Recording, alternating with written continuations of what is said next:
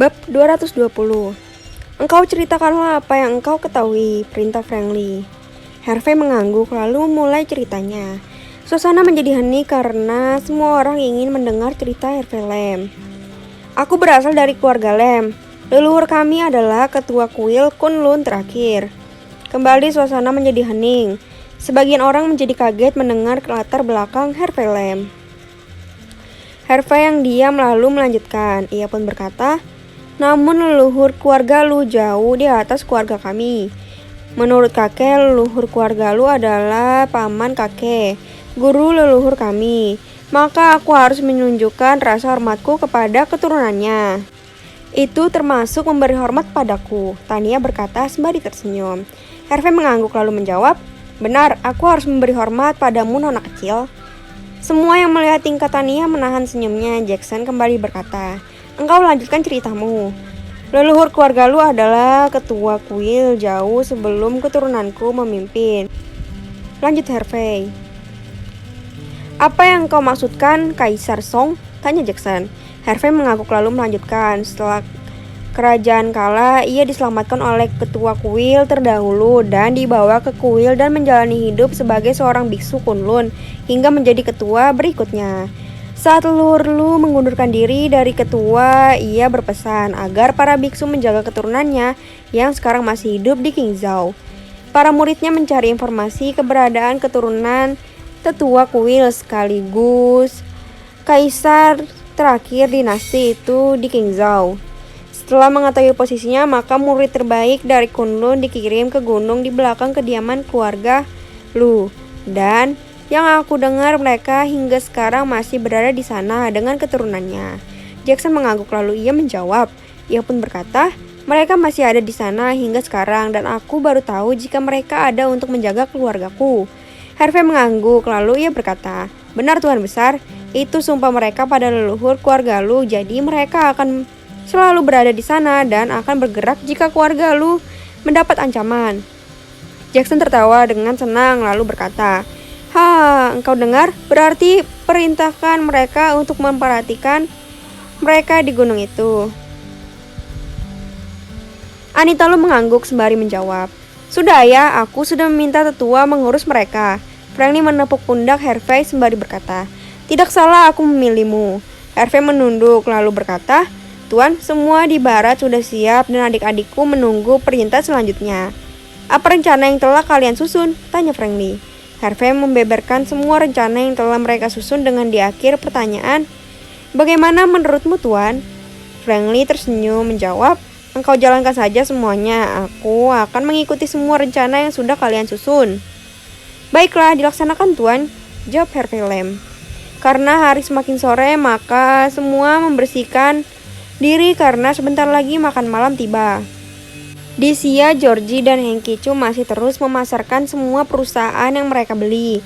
Coba engkau hubungi keponakanmu itu, apakah ia berminat membeli kembali saham yang kita beli darinya? Kata Hengki Chu. Georgie menjawab, aku sudah mencoba menghubungi adikku, namun hingga sekarang teleponku belum diangkat.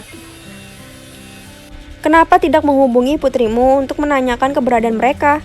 Hengki Chu kembali berkata. Mendengar ini, Georgie sedikit tersenyum mengangguk, lalu ia mengambil teleponnya dan menghubungi Lydia.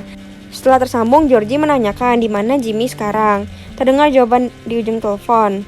Paman kedua sejak minggu lalu sudah pindah ke kaki bukit, jadi aku tidak tahu di mana mereka sekarang. Georgie kembali berkata, engkau coba datangi mereka, jika sudah ketemu, hubungi ayah. Tak terdengar jawaban dari ujung telepon. Georgie juga sudah mematikan teleponnya karena tahu putrinya akan pergi ke kaki bukit menemui adiknya. Georgie dan Hengki melanjutkan pekerjaan mereka. Sementara Lydia di Jiangling dengan mobil mewah yang baru dibeli, ia meluncur ke kaki bukit Kaba. Setibanya di kaki bukit, ia sudah dihentikan oleh penjaga di sana. Lalu penjaga berkata, maaf, Nona mau kemana? Lydia yang tidak senang dihentikan menjawab, aku ingin bertamu ke rumah Jimmy Chu.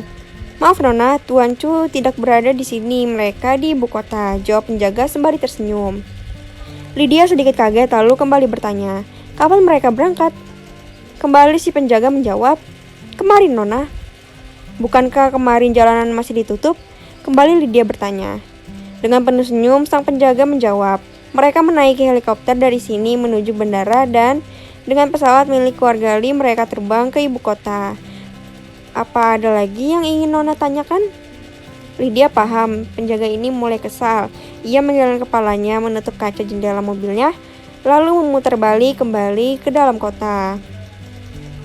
Sembari menyetir, ia menghubungi George Chu. Lydia pun berkata, "Ayah, paman kedua dan bibi pergi ke ibu kota dengan pesawat keluarga Lee." Setelah mendengar jawaban ayahnya, ia mematikan telepon menuju gedung Chu Group. Di gedung itu sekarang terjadi demo para karyawan meminta pembayaran gaji mereka yang sudah terlambat 3 hari.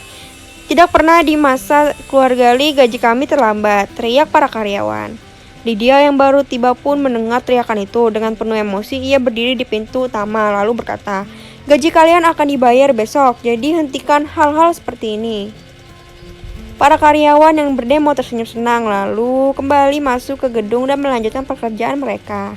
Lydia memanggil stafnya dan memerintahkan stafnya untuk menyiapkan gaji para karyawan. Dengan tersenyum pahit, sang staf menjawab, "Tidak ada dana tersisa karena dana yang ada sudah ditarik oleh Gary kemarin." Mendengar ini, Lydia terduduk lalu menelpon ayahnya meminta solusi menangani masalah ini.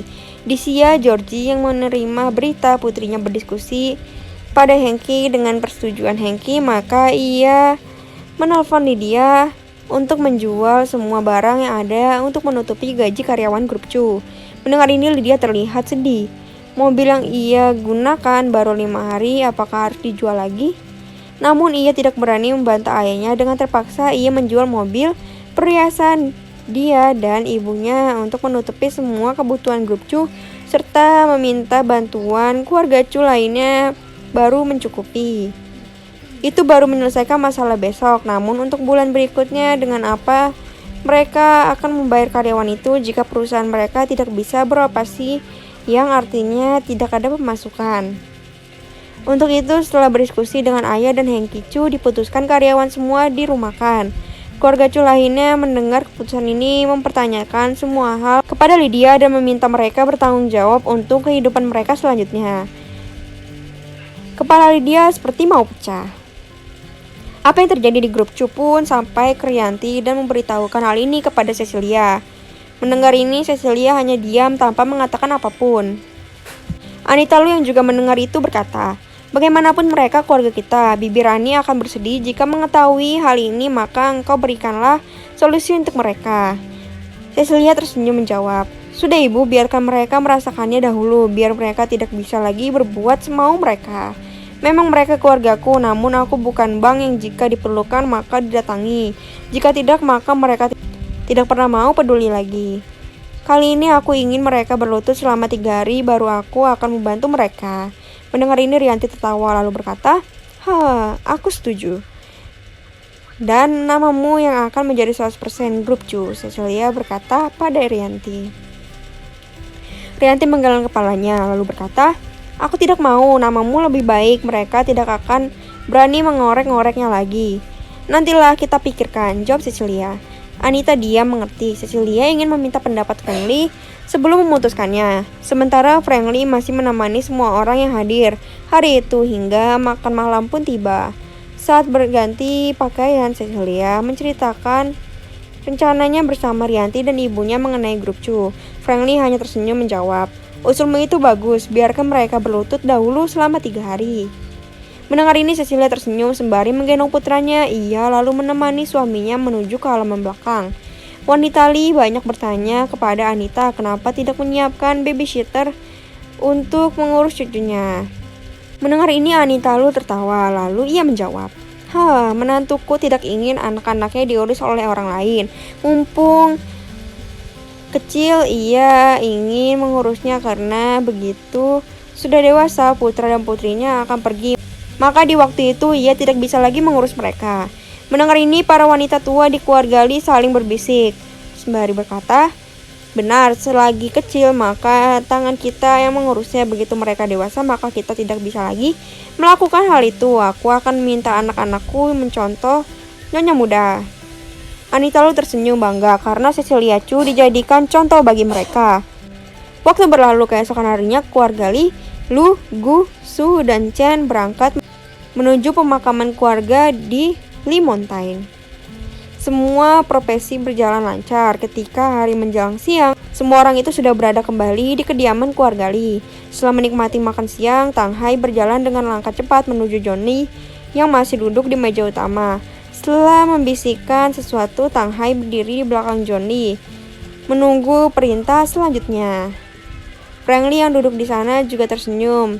Sebelum Johnny berkata, ia sudah mendahulu. Paman, bawa kaisar ke aula keluarga.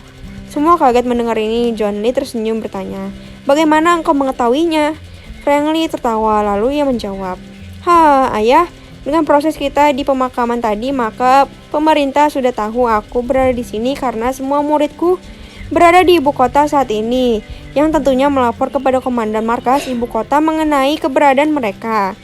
Apakah kita tidak menyambut kaisar? Tanya Tuan Besar Gu. Frank Lee mengangguk lalu menjawab, mari kita ke aula. Harvey Lam yang duduk di sisinya tidak berani bergerak. Ketika tangan Frank Lee memberi tanda agar ia mengikuti, maka Harvey berjalan di belakang Frank Lee menuju aula. Tak lama mereka tiba di aula itu. Kaisar pun tiba. Banyak yang membungkuk pada kaisar memberi penghormatan kepada pemimpin negeri ini.